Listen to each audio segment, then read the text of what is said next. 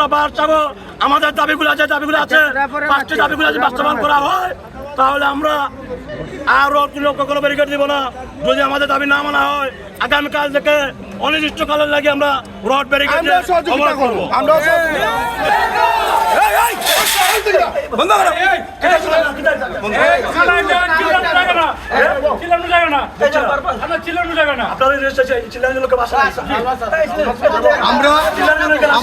চিল্লানির জন্য আসি নাই।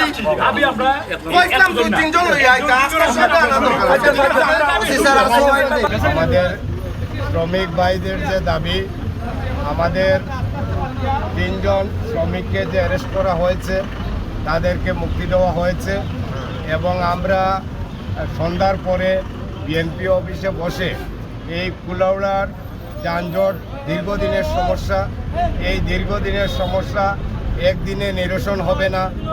আমরা সন্ধ্যার পরে আমাদের শ্রমিক লিডার যারা আছেন, শ্রমিক ভাইয়েরা যারা আছেন, যারা নেতৃত্ব দিচ্ছেন, আমরা বিএনপির নেতৃবৃন্দরা বসে আমরা ইনশাল্লাহ একটা সমাধান খুঁজে বের করব, যাতে কুলাউড়ায় মানুষের দুর্ভোগ পোয়াতে না হয় এবং সেই দুর্ভোগ থেকে মুক্তি পেতে হলে আমাদের শ্রমিক ভাইদেরকেও আমাদের সাহায্য করতে হবে এবং কুলাউড়াবাসীর যত সমস্যা আছে আমাদের শ্রমিক ভাইদেরকেও দেখতে হবে।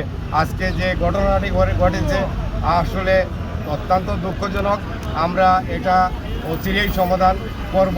অবৈধ যে অটোরিক্সা যেগুলো আছে ওইগুলোর ব্যাপারেও আমরা দলীয়ভাবে প্রশাসনিকভাবে কোনো সিদ্ধান্ত নিব, আমরা যাতে যানজট নিরসন করা হয় সেই ব্যাপারে আমরা শ্রমিক প্রশাসন আমরা বিএনপি মিলে আমরা ঐক্যবদ্ধভাবে এটা সমাধান করব।